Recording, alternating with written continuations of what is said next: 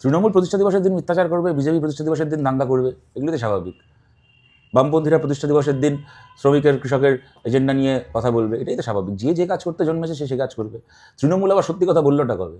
কিন্তু তৃণমূল কংগ্রেসের এই যাবতীয় মিথ্যাচার তো কোনো একটা জায়গাতে ভ্যালিডেশন পেয়ে যাচ্ছে, যখন তৃণমূল দাঁড়িয়ে বলছে যে আমরা এত চুরি করেছি, এত দুর্নীতি করেছি, তাহলে আমাদের একটা লোকেরও সাজা ঘোষণা হলো না কেন? আপনি বলুন এটা কী জবাব দেবেন? রাজনৈতিকভাবে অমিত শাহকে প্রশ্ন করা হলো, একজন একদম বিজেপির হয়ে খোলাখুলি প্রচার করা একজন ইউটিউবার অমিত শাহকে প্রশ্ন করলে অমিত শাহ তুতলালেন এই দুদিন আগে কলকাতায়। ওনার কাছে কোনো উত্তর নেই। কেন লিপস অ্যান্ড বাউন্সের একটা কোম্পানিতে চাকরি চুরির টাকা খেটেছে, সেই কোম্পানির একটা ডিরেক্টর জেল খাটলো, আর একটা ডিরেক্টর ভাইপো ঘুরে বেড়াচ্ছে।